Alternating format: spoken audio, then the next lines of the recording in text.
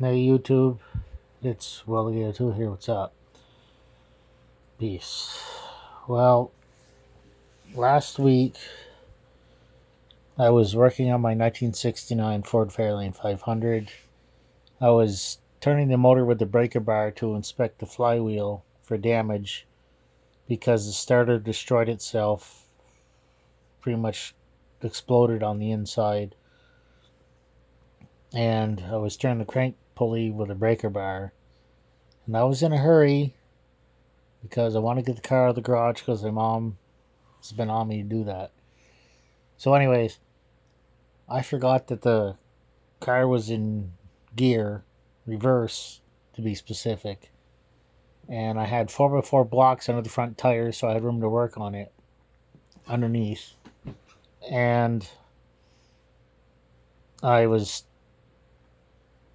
turning it, and it started backing up off the blocks.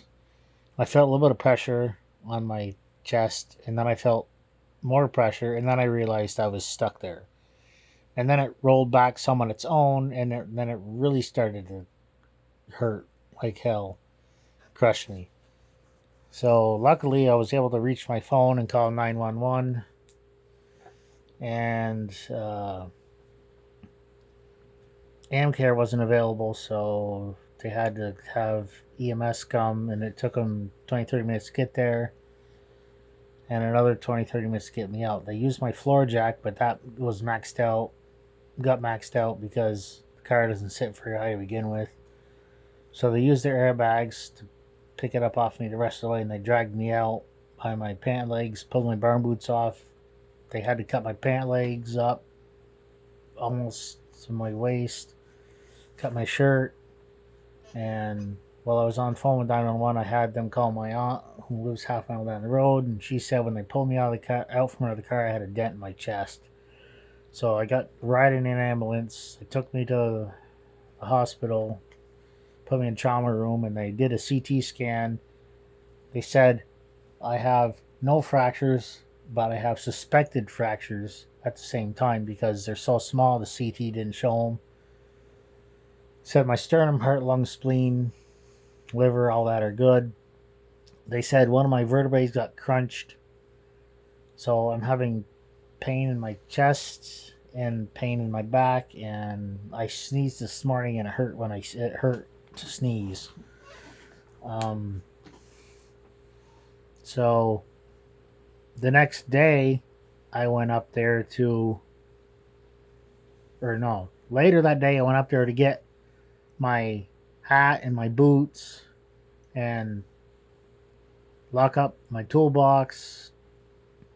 And uh, then my uncle gave me a ride home because they'd given me Dilaudid and I couldn't drive. And then he got in the car with my aunt and they went home. So I have since taken the car out of gear and put it in neutral and blocked the rear wheels, and I put car dollies, those dollies that you put under the tires, under the front tires. So it can't move now, and it's safe. So don't be a dummy like me and freaking forget that it's in gear and get under it and start turning the crank pulley or the breaker bar. When you're in a hurry, that's when bad shit happens.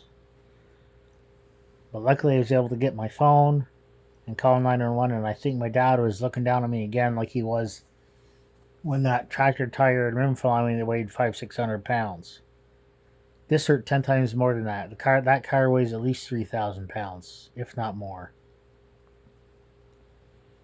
Well, that's it. We'll get to her out later. Peace. Have a good one. Well, leg out. Be safe. You don't want to get crushed like me. Later.